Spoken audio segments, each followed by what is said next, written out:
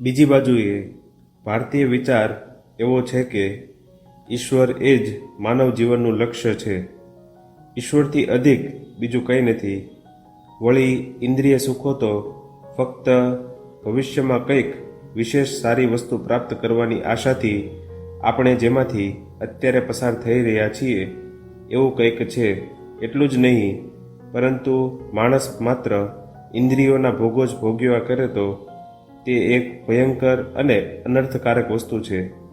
જીવનમાં આપણે કાયમ અનુભવીએ છીએ કે જેટલા પ્રમાણમાં ઇન્દ્રિય સુખ ઓછું તેટલા પ્રમાણમાં માણસનું જીવન વિશેષ ઉન્નત બને છે.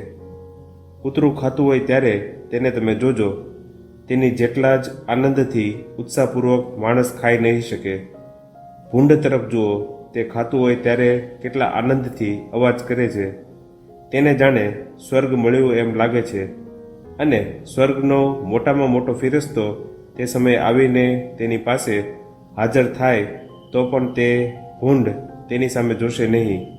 તેનું આખું અસ્તિત્વ જાણે ખાવામાં જ સમાયેલ છે. કોઈ પણ મનુષ્ય આ રીતે ન ખાઈ શકે. વળી નીચલી કોટીના પ્રાણીઓની શ્રવણની અને દર્શનની શક્તિનો પણ ખ્યાલ કરો. તેમની બધી ઇન્દ્રિયો વિશેષ શક્તિશાળી હોય છે.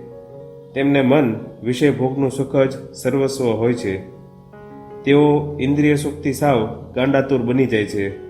તે જ પ્રમાણે મનુષ્ય જેમ વધુને વધુ ઉતરતી કક્ષાનો હોય તેમ તેને વિષયોમાં વિશેષ આનંદ આવે છે.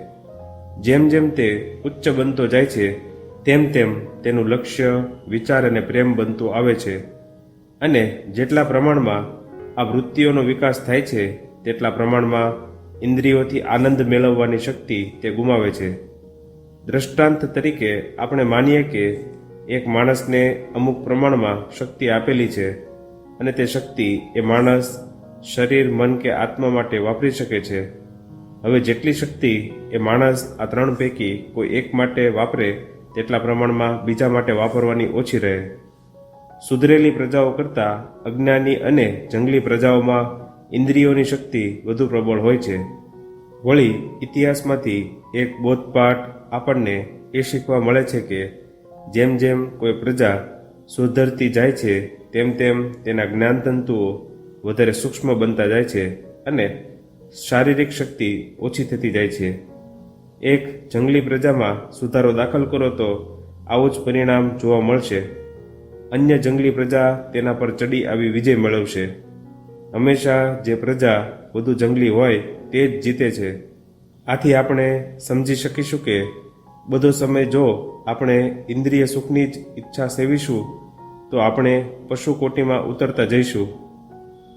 મનુષ્ય જ્યારે એવી કક્ષાએ પહોંચવા માગે કે જ્યાં વિષયભોગ વધુ પ્રબળ હોય ત્યારે તેને ખબર નથી હોતી કે પોતે શું માંગે છે. પણ વસ્તુતઃ આમ કરવાથી તે પોતાને પશુની કોટીમાં ઉતારે છે.